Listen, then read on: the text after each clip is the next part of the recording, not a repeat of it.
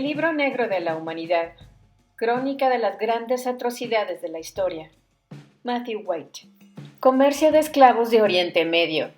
Número de muertos, 18.5 millones. 18 millones de África y 0.5 millones de Europa. Clasificación, 8. Tipo, explotación comercial. Grupos enfrentados, mayoritariamente árabes esclavizando a africanos. Periodo del siglo XVII al XIX. Escenario, Oriente Medio. ¿A quién se le suelen atribuir casi todas las culpas? A los traficantes de esclavos árabes, los intermediarios africanos y los piratas bereberes. Resumido en 2 palabras, eunucos, puaj. Factores económicos, esclavos, oro y sal. Antecedentes, esclavitud en general. A lo largo de gran parte de la historia escrita, casi todos los individuos han estado legalmente subordinados a otros. Los niños estaban a merced del padre, los esposos mandaban por encima de sus esposas, los plebeyos se humillaban ante la nobleza. La mayoría de las sociedades a nivel estatal tienen jerarquías formales que vinculan a todos los individuos. Los romanos mantenían complejas relaciones de cliente-patrón, con obligaciones que vinculaban a todas las personas libres, ciudadanos, extranjeros y libertos. El feudalismo europeo tenía muchos estratos de señor y vasallo, mientras que los siervos estaban vinculados a la tierra. La esclavitud era la forma más extrema de subordinación. Mientras que los miembros de una relación de señor-vasallo o patrón-cliente tenían derechos y deberes recíprocos, la relación amo-esclavo era mucho más simple y de una sola dirección. El dueño de un esclavo podía hacer con él lo que quisiera, pero un esclavo no podía hacer nada sin el permiso de su amo. Hasta bien entrado el siglo XVIII, era completamente legal golpear a un esclavo hasta la muerte, incluso entre pueblos que normalmente consideraríamos civilizados, como los virginianos. En la escala de la condición de persona, desde el siervo al propietario y hasta el señor, el esclavo ocupaba el puesto inferior, un escalón por debajo de una mula. La parte positiva era que en general la esclavitud no se consideraba una condición permanente. La mayoría de sociedades no salía a buscar esclavos, simplemente los adquiría por casualidad y a menudo no sabía qué hacer con ellos. Generalmente una persona caía en la esclavitud al final de una retahíla de sucesos anormalmente desafortunados. El camino habitual hacia el cautiverio consistía en ser capturados en una guerra, en ser condenados por un delito, ser abandonados de niños y ser entregados para pagar una deuda.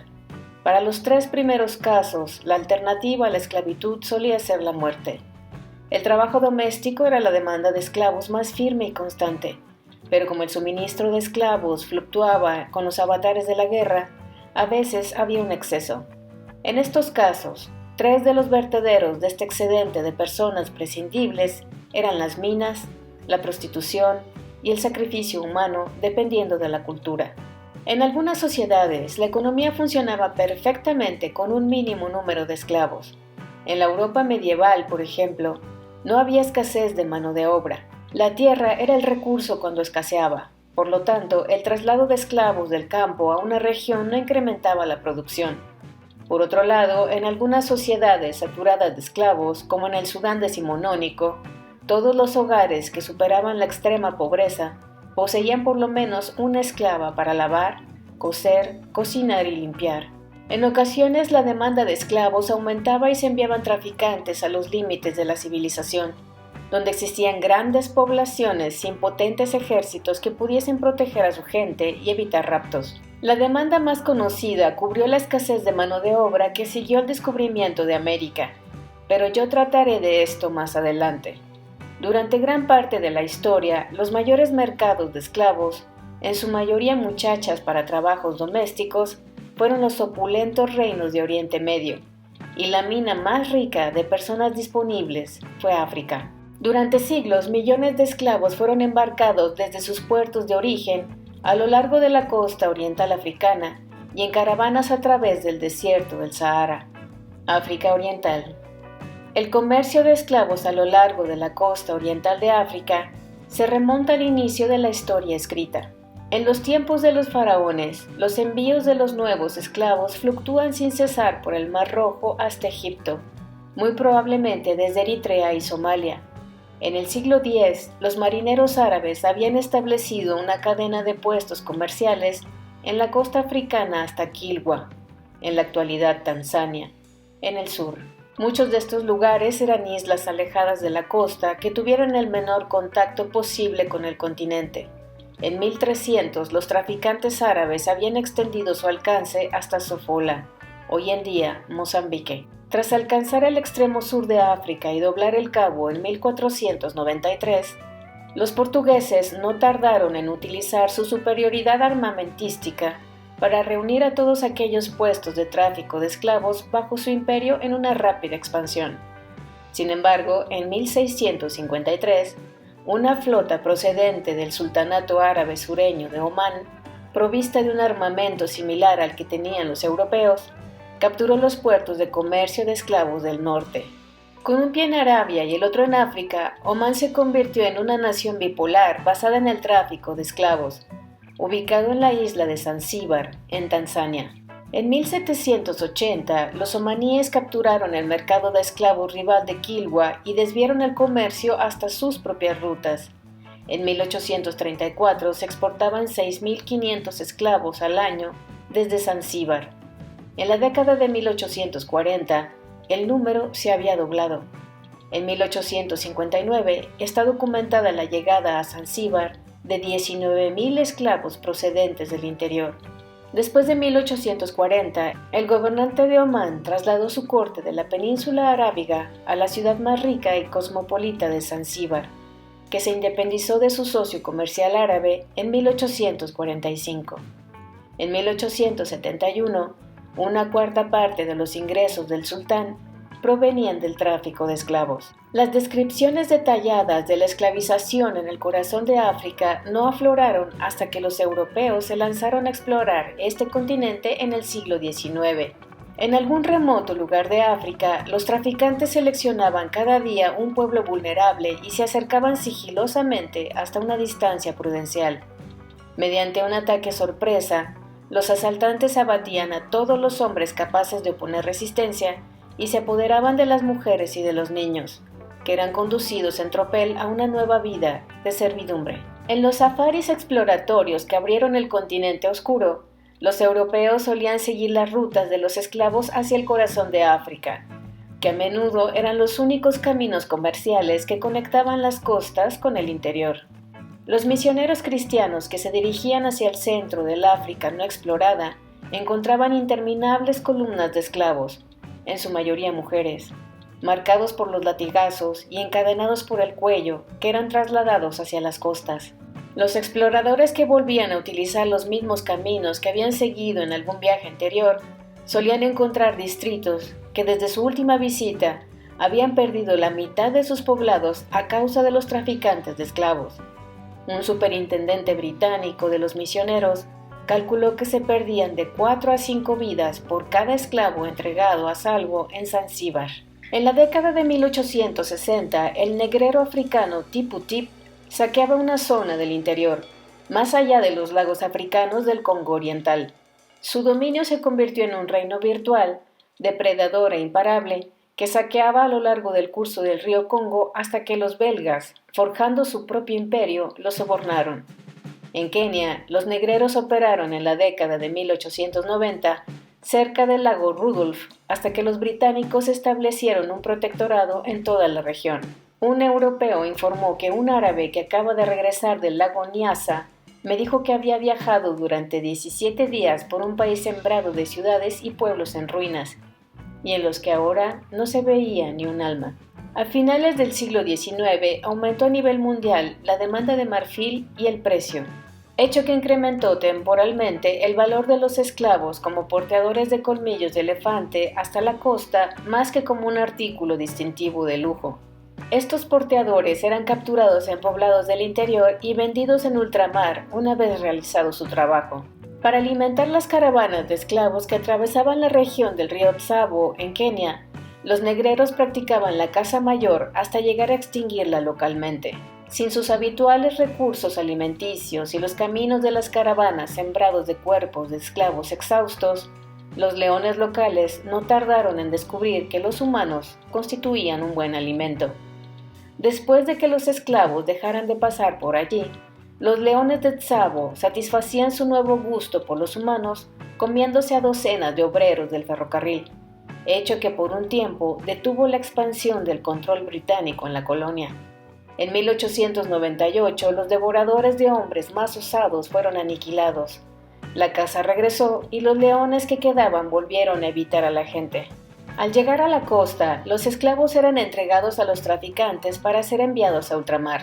Un visitante británico describió a los esclavos de un mercado en el Océano Índico a finales de la década de 1860 de esta forma: todos muchachos y muchachas, todos jóvenes, algunos todavía niños pequeños. Eran esqueletos con la piel enferma y tirante pegada a los huesos, con los globos oculares espantosamente prominentes debido a la disminución de la carne a su alrededor, pechos encogidos y encorvados, articulaciones anormalmente hinchadas y horriblemente nudosas en comparación con sus enclenques miembros, voces secas y duras y vagamente cercanas como las de una pesadilla. Los pequeños barcos árabes trasladaban a los esclavos desde África Oriental hasta Oriente Medio. Un capitán británico de una patrulla contra la esclavitud detuvo un barco local lleno de esclavos en el Océano Índico. Los hombres estaban encadenados en la cubierta superior al aire libre. Las mujeres iban bajo la cubierta. En el fondo del barco había un montón de piedras como lastre, y sobre estas piedras, sin ni siquiera una estera, había 23 mujeres apiñadas, una o dos con bebés en sus brazos. Aquellas mujeres estaban literalmente dobladas, pues no había espacio para sentarse erguidas. África del Norte. Cuando los árabes introdujeron el camello en África del Norte en la Edad Media, cruzar el Sahara y ver lo que había al otro lado resultó mucho más fácil. Aquellos que realizaban el viaje normalmente volvían con esclavos. Durante toda la Edad Media, los beduinos nómadas del Sahara atacaron a las comunidades asentadas a lo largo del extremo sur del desierto, en la franja de la sabana conocida como el Sahel, donde hacían acopio de esclavos que eran conducidos a los mercados del Mediterráneo. No obstante, en 1300, el Sahel había desarrollado una serie de poderosos reinos, como Ghana y Mali, a lo largo del límite del desierto que podían plantar cara a los beduinos. Por desgracia, en vez de formar una barrera contra las incursiones en busca de esclavos a lugares más recónditos de África, estos reinos se convirtieron en los nuevos intermediarios, adentrándose más al sur para obtener nuevos esclavos y enviarlos al norte. Cuando los ataques dejaron de funcionar, los beduinos intercambiaban la sal que encontraban en el desierto por esclavos y oro procedentes de El Sahel. Según los dispersos documentos que tenemos, al parecer fue un negocio floreciente. En 1353, el escritor de viajes árabe Ibn Battuta regresó a la costa mediterránea en una caravana que arrastraba a 600 mujeres esclavas. En 1700 eran conducidos al norte por lo menos 1.500 esclavos al año, cifra que llegó a alcanzar los 3.000 anuales a finales de 1800. Cuando los buques de guerra británicos cerraron el tráfico de esclavos en el Atlántico en el siglo XIX, los esclavos que tenían que haber sido enviados a América fueron trasladados al norte a través del desierto. Al permanecer Libia fuera del control europeo durante más tiempo que cualquier otra franja de la costa norafricana, Bengasi y Trípoli se convirtieron en los principales mercados del comercio de esclavos sahariano del siglo XIX. A finales de la década de 1850, los esclavos constituían 2/3 partes del valor transportado en todas las caravanas que cruzaban el Sahara. El comercio era tan lucrativo que la mayoría de los gobernantes utilizaba cualquier excusa para arrestar a un súbdito y venderlo como esclavo. La travesía era brutal. Un viajero europeo cruzó el Sahara en el siglo XIX en una gran caravana que perdía a 3 o 4 esclavos víctimas del agotamiento, de la enfermedad, la sed y la insolación por cada superviviente que llegaba al mercado. Caravanas enteras con centenares de esclavos a menudo desaparecían en el desierto. Aunque por el momento dejemos de lado la ética y contemplemos el asunto desde el punto de vista de los beneficios, parece un despilfarro permitir la muerte de tantos esclavos. Es lógico pensar que los traficantes de esclavos tratasen de proteger su inversión, pero como bien explicó un contemporáneo, el comercio de esclavos era como el comercio del hielo.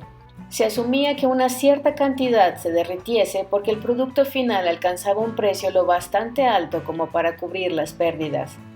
Por otro lado, tampoco se suponía una gran inversión. En origen, los esclavos eran baratos. En el centro del Sahel, solo un caballo valía más que 20 esclavos. La abolición en Oriente Medio fue impuesta por fuerzas foráneas, no precisamente por un afloramiento de buena voluntad local. Los europeos empezaron a tener escrúpulos morales acerca de la esclavitud a finales del siglo XVIII. Por consiguiente, cuando se hicieron con el control de África en el siglo siguiente, pusieron fin al tráfico internacional de esclavos. No obstante, la esclavitud local persistió, incluso hasta nuestros días, y es probable que todavía existan unos 200.000 esclavos en Mauritania y Sudán, a pesar de que sus respectivos gobiernos lo nieguen.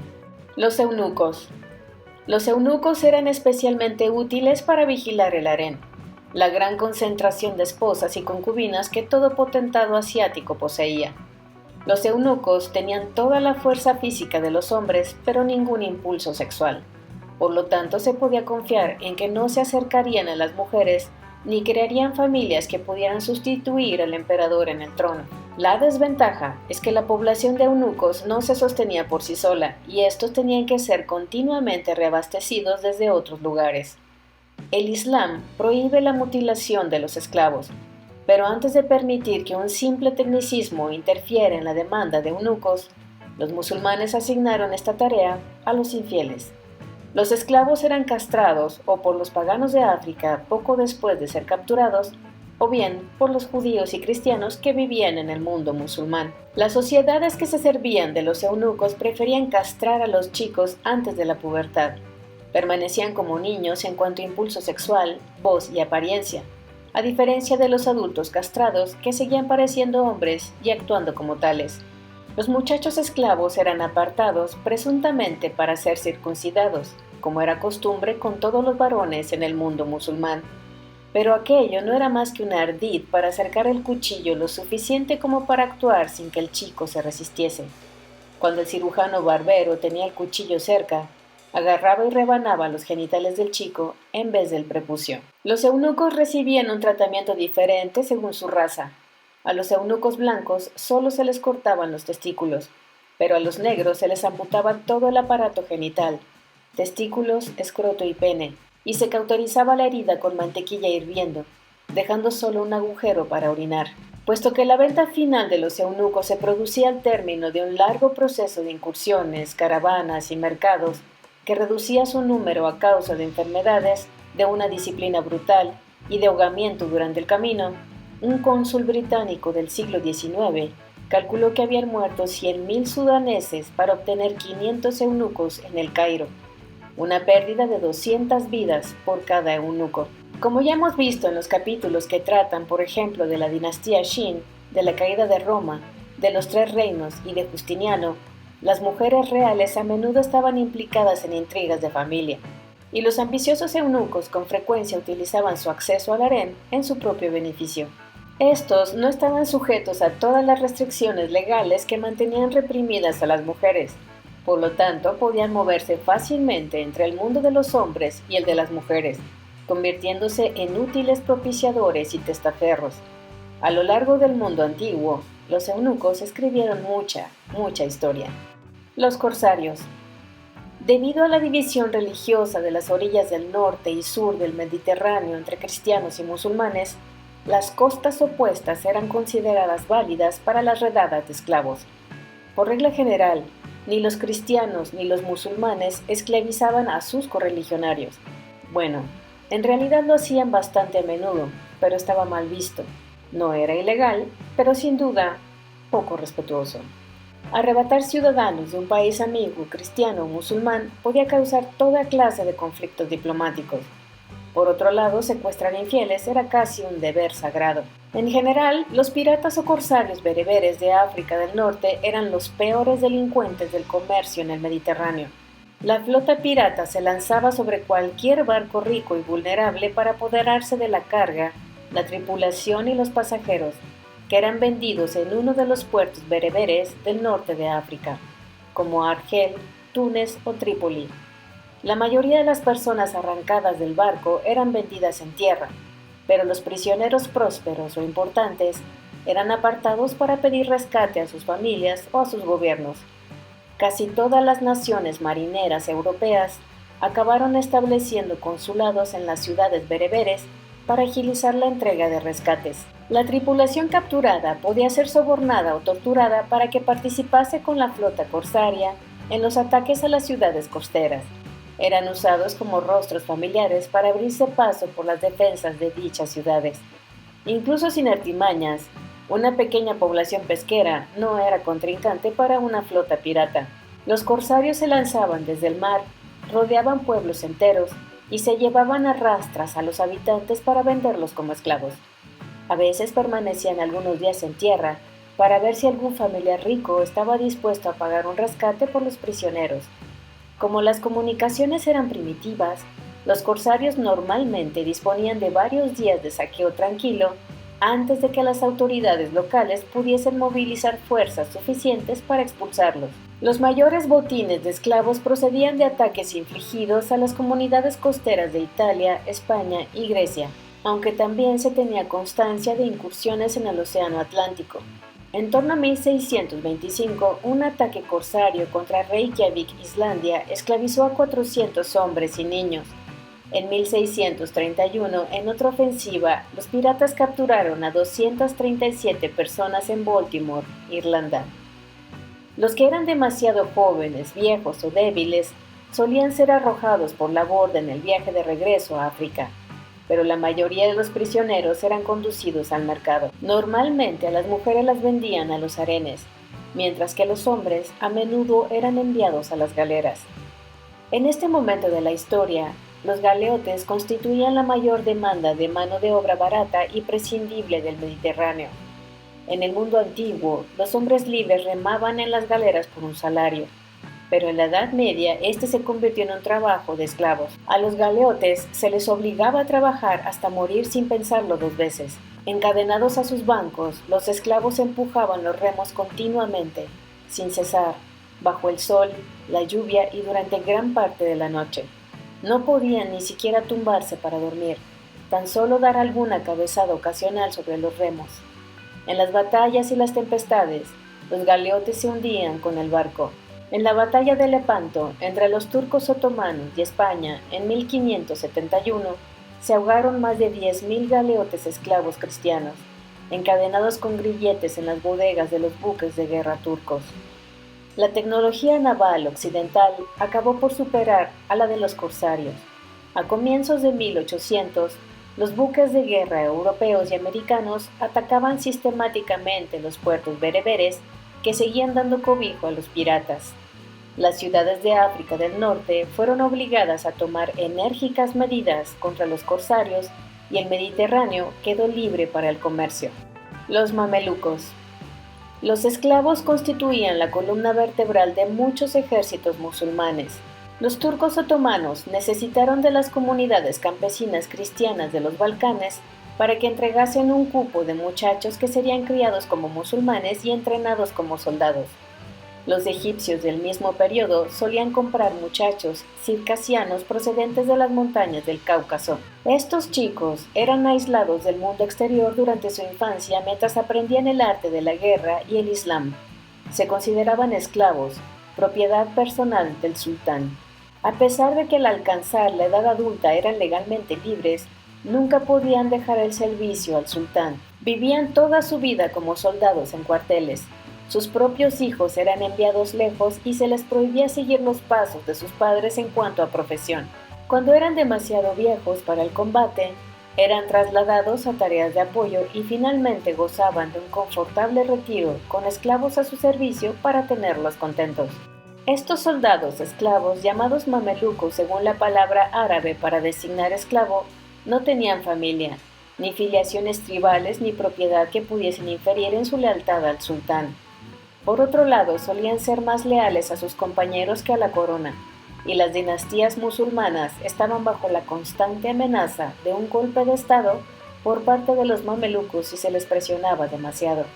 En las estadísticas de esta muerte a gran escala no tengo en cuenta a los mamelucos porque moralmente considero que son más bien una especie de reclutas que esclavos.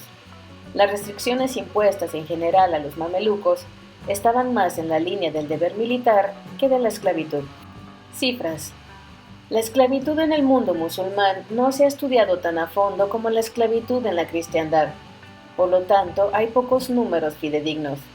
En Islam's Black Slaves, de Ronald Segal, ofrece estimaciones de 11.5 a 14 millones de esclavos africanos enviados al mundo musulmán. Otros cálculos oscilan entre 10 y 25 millones de esclavos vivos importados. ¿Cuántos africanos murieron en el tráfico de esclavos?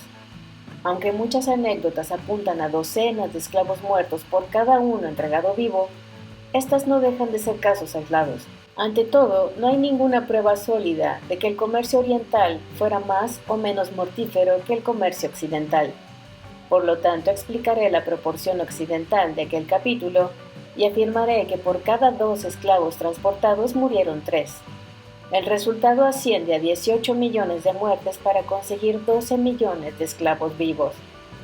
Robert C. Davis calculó que los musulmanes de la costa bereber esclavizaron entre 1 y 1.24 millones de cristianos europeos entre 1530 y 1780. Muy pocos regresaron a sus hogares, y probablemente deberíamos contar que por lo menos la mitad murieron.